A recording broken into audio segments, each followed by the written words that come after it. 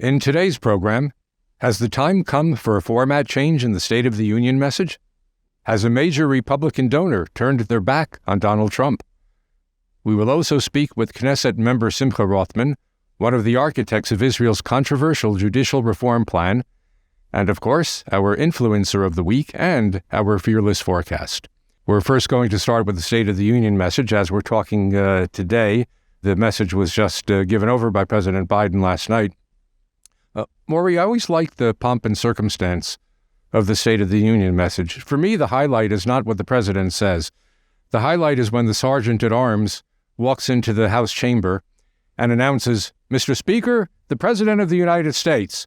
And then what I like to do is I like to judge based on the applause and the roar how popular the president is. So I always remember back in 1991 when George H.W. Bush was the victor in the Gulf War. He postponed the State of the Union message that year until the war was pretty much over, and he got the most thunderous ovation that I ever remembered. Last night, I'm listening to the reception that Biden got, and it's rather subdued. There were a couple of people who were trying to get excited in the background, but I didn't really see much enthusiasm. I know we're going to talk about whether the time has come for a change of format, but I'm just interested in your thoughts on the reaction to the president and how this went down in America. The history of the State of the Union really answers your question, which is State of the Union, what's it about? It fulfills the requirement of Article 2, Section 3, Clause 1 of the U.S. Constitution of the President to periodically give to Congress information on the State of the Union.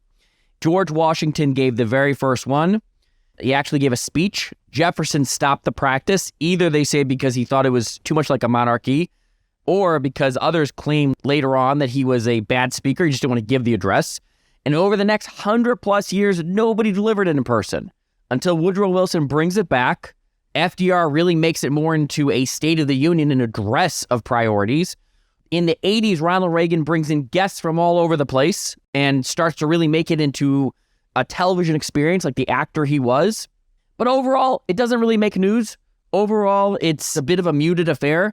Yes, President Monroe used it to introduce the Monroe Doctrine. Yes, LBJ used it to talk about the war on poverty. Yes, George W. Bush used it to talk about the axis of evil. But it's pretty much a partisan affair. And it's been a partisan affair for some period of time. So when a Republican shouts out during Obama's State of the Union, or when Pelosi famously uninvites Trump because of the government shutdown, you just have an environment now where the State of the Union is sort of less of a read of how popular president is, and I think more of a read of the partisan nature of this, which is why you have a response. And there's literally we don't like all that, so now we're a response. The other party is responding to it.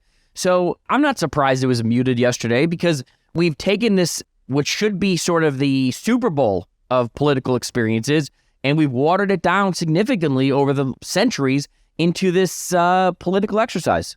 We saw that partisan nature, I think, in a couple of moments of discomfort, as I would call them, when President Biden talked about Republicans wanting to sunset Social Security and Medicare. Vice President Kamala Harris gets up and gives him a standing ovation, while Kevin McCarthy, the Speaker of the House, just sits in his chair, shaking his head and even smirking a little bit. Then in the rebuttal, Sarah Huckabee Sanders, the governor of Arkansas, talked about the need for a new generation of GOP leadership. And, her line that the choice between Democrats and Republicans is like the choice between normal and crazy. That's pretty strong. If you wanted to grade these State of the Union responses, Politico said a great quote, which I loved, which says that Biden's grand insight is that you are only as unpopular as your enemies and their ideas are popular. So from that perspective, the analysis is, okay, he's doing pretty well because when Marjorie Taylor Greene's getting up there and shouting you down and calling you a liar, when you're sort of being contrasted with all kinds of other sort of very far-right individuals in the Republican Party, your ideas and your goals seem normal. Similarly, when you're Sarah Huckabee Sanders, you get a good grade for your speech from the perspective of she doesn't really mention Trump. She makes it about herself and her vision for the Republican Party. And so these two it really speaks to what this whole night's about, which is just a contrast between the two parties. And okay, mission accomplished for both the State of the Union and the response. When we were talking earlier about Sarah Huckabee Sanders and the new generation of GOP leadership, so we're going to see that when it comes to money and politics. So I also want to talk about the Koch brothers, Charles and David Koch from Wichita, Now, their names are spelled Koch, but nothing like Ed Koch whatsoever. Koch is the correct pronunciation. Their father, Fred, made a fortune earlier in the previous century in fracking, which was a very new concept then. Today, the Koch Industries is America's second largest private corporation. Their revenues are somewhere north of $100 billion. They've donated hundreds of millions of dollars to political campaigns, mostly local. According to their own audit, they engaged in 457 different races last year in the midterms with a win rate of over 80%. Now, the Koch family has founded the Cato Institute, which was America's first libertarian think tank. They also founded Americans for Prosperity. They were instrumental in formation of the Tea Party wing of the Republicans, and they're low-key. What I thought was interesting in a Time magazine article that I read on them last week, again, the article was last week, or the last week in January, I should say, and they used a 2007 file photo of Charles Koch. So obviously he doesn't get photographed too much in public.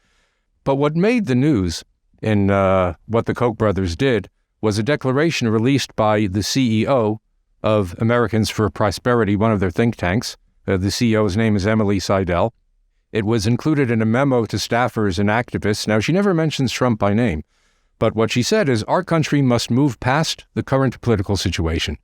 We've got to turn the page on the past several years. And then she said, if we want to elect better people, we need better candidates. And if we want better candidates, we've got to get involved in elections earlier and in more primaries. So, to me, these were two definite stabs at President Trump when she talks about turning the page and also getting better candidates, because we know that President Trump was criticized for some of the people he supported. So what I'd like to hear more on is how important the support of the Koch brothers is and whether other Republican donors are going to potentially follow suit. Do you know what that sound is? You know what that sound you hear in the background is? It's not just the Koch brothers' money involved in politics. When you mention the 80% success rate they have, it's the 7 million doors that they were knocking on. That's what you're hearing, 7 million doors. Well, that's what they've been spending their money on, and that's just making an impact on this Republican bench, this rising leadership within the Republican Party across the country. Who's actually knocking on these doors? So typically when they do this, they're paid canvassers. They're paying people, usually fresh out of college or people who are looking for jobs or work, and they're paying them to do that knocking. But it's very similar to the teachers union does this very similar thing. They spend a lot of money and they go out and they knock on doors. Now they're knocking on doors probably are going to be teachers or people who work in the schools, but it's very common. When you talk about money in politics, it's very easy to just sort of imagine someone putting their credit card down or a check down and money being injected into campaigns. And now there's these ads on the airwaves and things like that. But the individuals who are winning these races are the ones, whether it's labor or it's the Koch brothers or other groups, they're spending their money on deploying an army of people to knock on your door, an army of people to pick up the phone, an army of people to convince you that their candidates and their individuals on the ground are the ones you want to vote for. And so I think it is having a very big impact what they're doing. And that ground operation of the Koch brothers abandoning the former president and saying we don't want this brand and his politics and those associated with him, it's a big deal. You can always say, okay, I could find another donor, I could find another person to fund what I'm doing, but can you find another ground game? I don't think so. So they're a pretty crucial element. And again, will others now follow their lead? I'm not sure if others are going to follow their lead. They are a bit more moderate on the Republican side. They backed Mitt Romney previously and other candidates who are more moderate on the Republican side. I'm not sure people are going to follow their lead, but I do think it's a big, if you're deciding you're going to back Trump, if you decide you're going to back Trump candidates, you got to have that ground game, and it's not so easy. It's much easier to just write a check than it is to actually build that army, and they've built an army. It's my pleasure to introduce Knesset member Simcha Rothman, the chair of the Constitution, Law, and Justice Committee of the Knesset, member of the Religious Zionism Party, which is chaired by Bezalel Smotrich. Born in Bnei Brak, Simcha Rothman earned a law degree from Tel Aviv University and Northwestern University in the U.S., and he's author of a very interesting book called The Ruling Party of Bagatz. Bagatz is the Israeli acronym for the High Court of Justice. The subtitle of the book is How Israel Became a Legalocracy. So, Simcha, again, thank you for joining us today. Can you define for us legalocracy and then tell us how Israel became one? How many hours do we have to explain the book and the process? Let's just say it in short. First, with some simple terms. The Supreme Court in Israel has powers unlike any other court on the face of the earth. Full stop. There is no other court that can deal with any issue at the first and last instance, meaning there is no appeal. You can go there and appeal on any issue that you want without any need to show that you have what it's called standing reason why you're going to the court. It's not limited, not by constitution, not by anything. The court can do whatever it wants, regardless of basically anything. No law, no basic law. Can you give us an example of some place? One example. Where many people talk about the case of Aryeh Deri. Now that's on the news, right? Aryeh Deri was appointed the minister and he was canceled. Okay, but that's something that you can talk about it political. You can say he was indicted, he was found guilty, many issues. Let's put that aside, okay? I want to give an example that is not political. Another minister, the Minister of Treasury, not today, a few years ago, by law, he has the power to appoint the head of the equivalent of the IRS, the taxes division in Israel. So it's an appointment by law in the hand of the Minister of Treasury in Israel. Now, he got a recommendation from a committee to appoint someone. He didn't want to appoint this guy. He said, I don't think he's good. And he asked the committee to give him another name. The committee refused, and the court and the guy who wanted to be the head of the Israeli IRS appealed to the Supreme Court and said, I want you to say that it's unreasonable not to appoint me and make the Treasury Minister appoint me. So a power to appoint the head of the IRS that was vested by law in the hands of the government, the court said, you must appoint this guy. Now, if there is a problem in Israel with the taxes, if they treat the citizens not well, if they don't get enough taxes or they get too much taxes, who do you go and complain to? The government. Who do you demonstrate to? The government. Who appointed the head of the IRS against the law? The court. Now, there are many examples like that. Many. It's not a single example. Where the governments need to appoint someone, they either want to appoint someone or don't want to appoint someone. And the court says, you have to do what I say, not because there is some law saying you have to do it, because for me, it's not reasonable what you're doing. There's a similar process that goes on when it comes to selecting judges for the Supreme Court. And this is very important. As I pointed out on our podcast last week, there are two big retirements coming up on the court this coming October. Judge Esther Chayut, who's the president of the court, and Anat Baron, who are also two of the more liberal members of the court. And the next year you have Uzi Vogelman, who's also a very liberal member. Now, 3 judges have to be selected to replace them in the next year and a half. And a big part of the bill that you have presented to the Knesset will be to change the selection process of the judges. Tell us briefly how judges are selected now, how your law will change that selection process, and why you think it'll be better for the Israeli people. So first, how judges are appointed. So I started to say that the court in Israel has power unlike any other. No other court and no other government agency or government power in Israel or in any other country, which is the power to appoint itself. The Supreme Court has the power in Israel to veto any new candidates that you want to appoint. So it means that if you have a self-perpetuating court, that if the current judges do not want someone to get in, he won't get in if we won't change the system. Now, this system created a lot of problems. The Supreme Court, as we said, can deal with any issue based on reasonability or no other reasons. So it can decide any issue based on basically on their personalities and the viewpoints of its members. So if you have the court to decide what to do with, for example, the ultra-Orthodox draft law, how many judges are Haredim or ultra-Orthodox? 0. Exactly. So the court, according to its own PR campaign that they are running now, is supposed to defend the minority. The ultra-Orthodox, the Haredim in Israel, are a minority. Are they defending the minority, the Haredi minority, when they're canceling time and again the law? No, they're not doing it because they don't even understand the needs of the Haredim as a minority.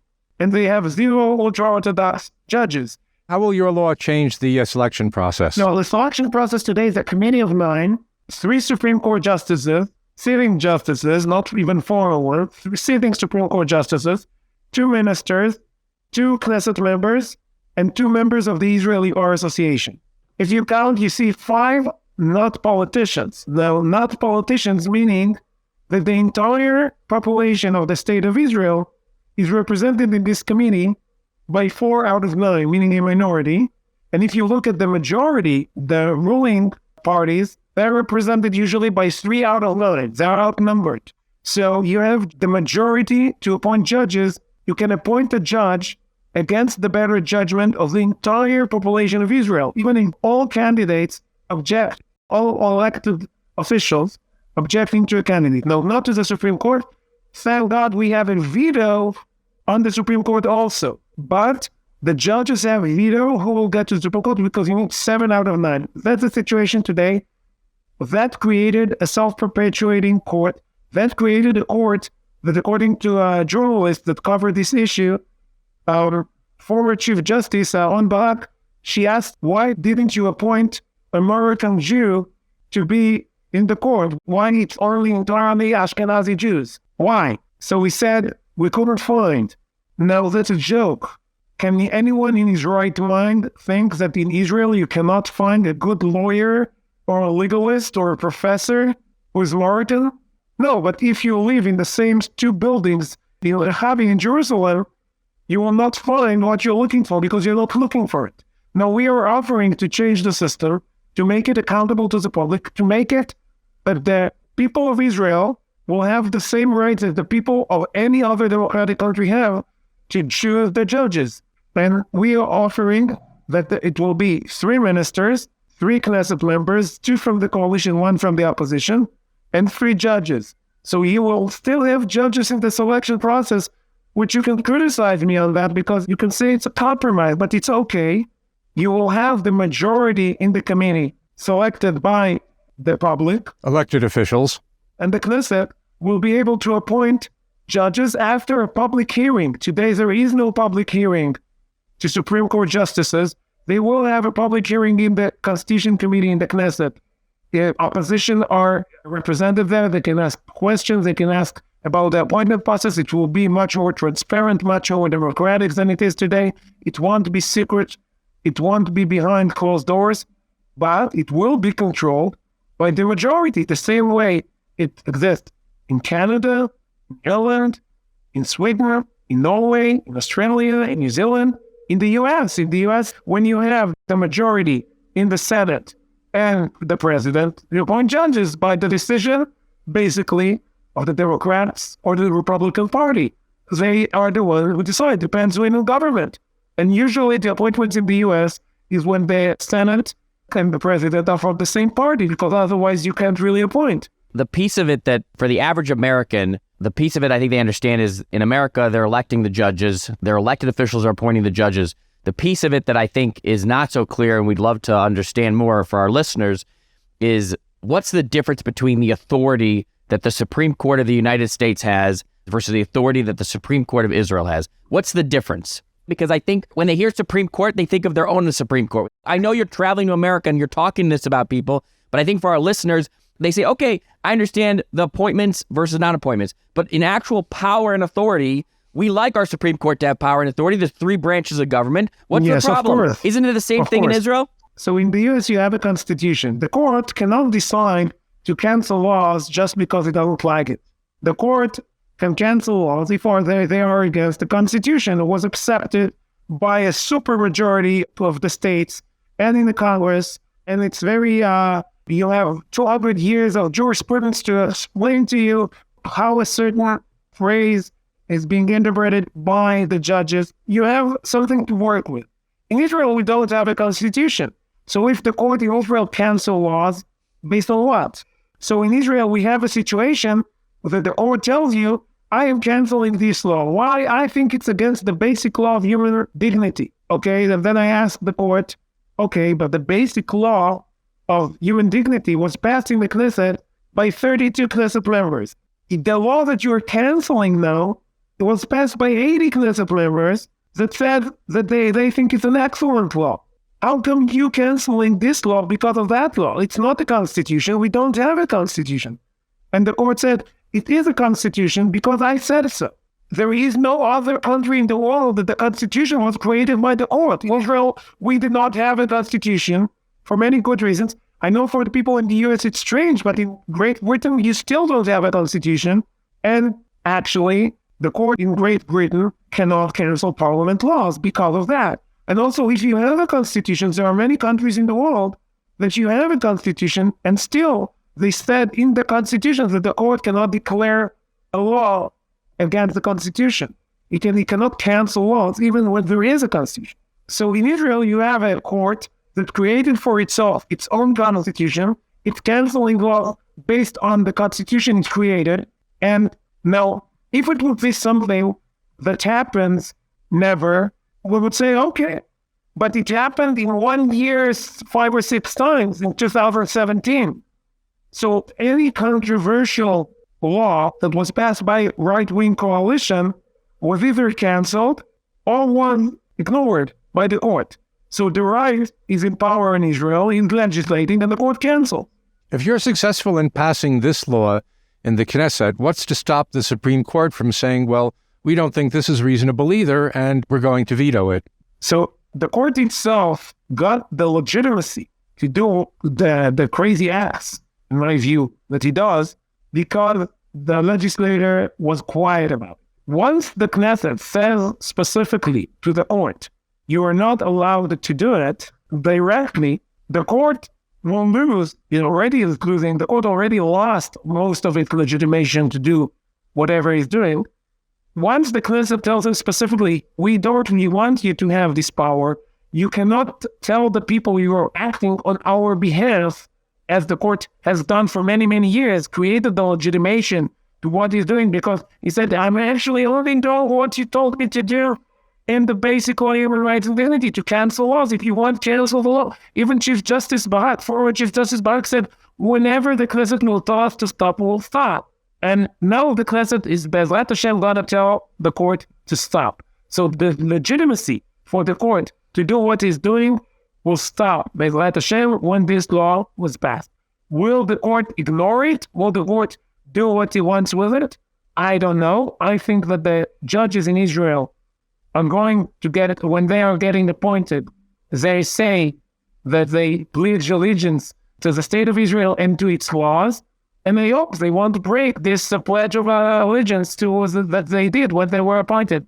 Another point I just want to add, you asked about the Supreme Court of the US versus the Supreme Court of Israel. I think there is only 2 numbers you need to know in order to understand the issue. How many cases that the Supreme Court in the US deals with every year? The answer is between 60 to 100. That is the average. Now, what do you think is the number, the equivalent number in Israel? I have to remind you that the US is very big, 300 million citizens. Israel is small, and we have less than 10 million. How many cases do you think the Supreme Court of the State of Israel deals with every year? 50, 100. The answer is 10,000. So the Supreme Court of Israel, now, let's just say most of them are appeals, small appeals, not of big significance. But let's just talk about the significant ones, the ones that deals with political issues or with policy. So we're talking about 3,000 cases that even if the Supreme Court of Israel will reject 90% of the cases, he would still intervene in government action in 300 cases, which is 3 times more of what the entirety of the cases the Supreme Court of the US deals with every year. That is the amount of intervention the State of Israel. When I say legalocracy, that was the question you asked me to begin with. And if we want to change the system in Israel and reform the justice system, that will be Israel tomorrow. It's not a democratic country. It is a country that is drawn by its judges and lawyers. And that is just plainly not democratic. And we have to change it and we have to fix it.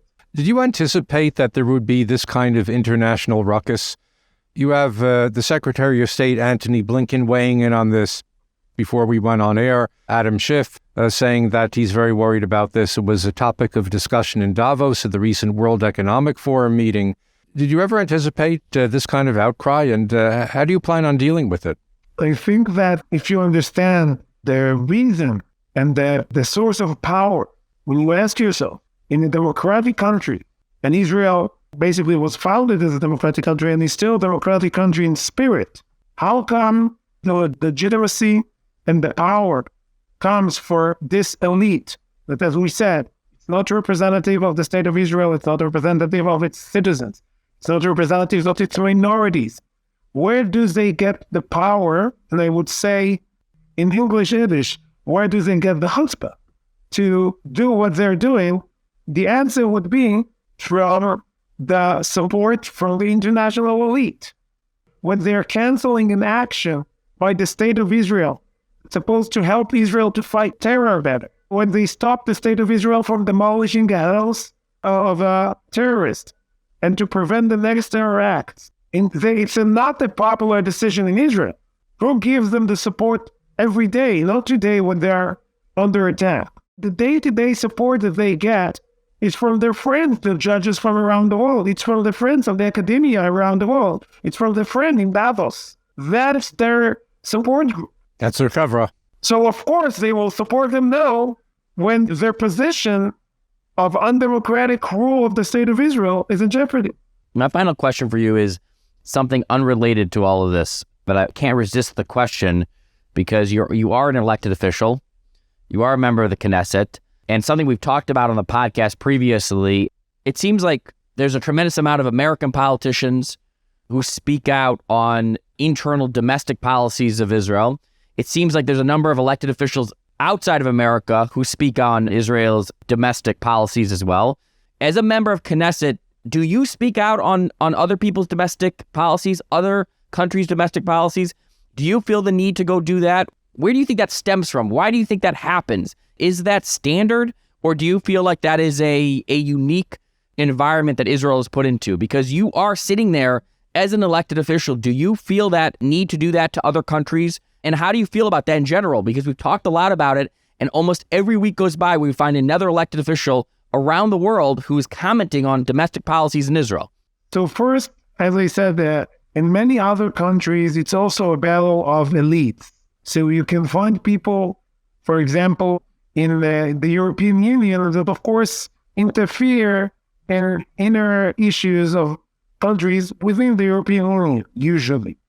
But, of course, the answers that you will get from me as a member of the Religious Zionist Party, that everything that happens in the heart of nations in Israel is affecting everyone, so everyone cares about it. It's not fun to answer. You need to know a lot of languages to answer to what's happening around the world in Israel, but people care about what's happening in Israel. You can look at it. Some of it, of course, comes from anti-Semitism, but some of it comes, of course, from our friends from around the world.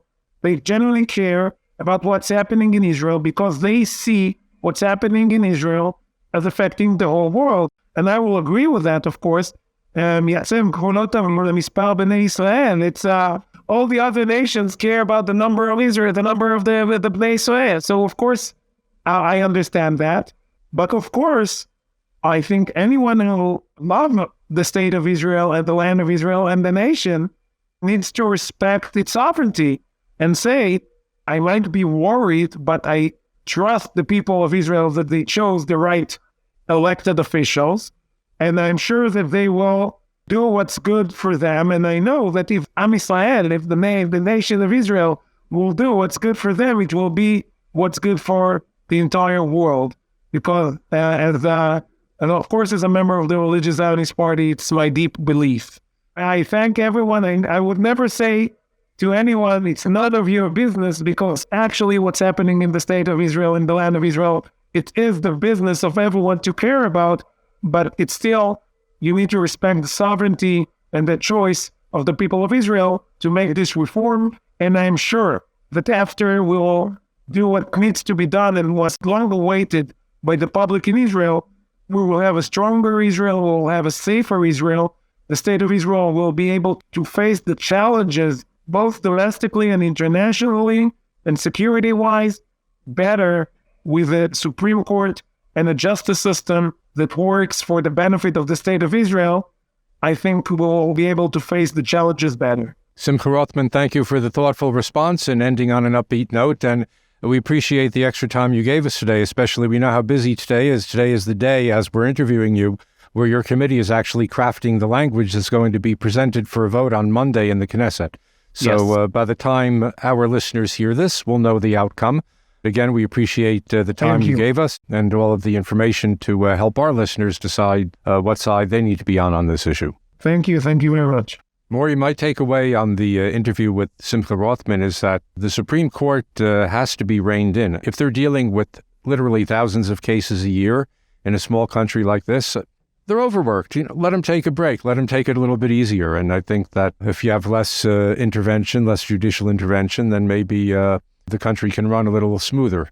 Yeah, my takeaway is that, once again, Israeli foreign policy just overshadows everything else. And to hear someone talk and discuss an issue which is really raging right now, and the comparison and contrast between the American judicial system or the global judicial systems in other countries in Israel is just very eye-opening. We've come to our influencer of the week. I have to say as a preface to my influencer that I'm a couple of weeks late on this because this has been a developing story. But my influencer of the week is a gentleman by the name of Nate Anderson. He runs a firm called Hindenburg Research, which does forensic financial research. What they try to do is uncover areas of potential fraud where investors might be in danger at risk of their money. What Hindenburg Research did about 2 or 3 weeks ago, they issued a report accusing a company called the Adani Group. That's one of India's biggest companies, and they're also close to Prime Minister Modi in India. They accused this group of accounting fraud and stock manipulation. Now, the company strongly denies any wrongdoing, and the story is still playing out. But what happened was Gautam Adani, who's the chairman of the Adani Group, was the richest man in India, emphasis on the was. And he had just bought a controlling stake in the port of Haifa. He was photographed a couple of weeks ago with Netanyahu and talking about how he's not going to stop at the port of Haifa. He's going to make all sorts of investments and change the skyline of Haifa.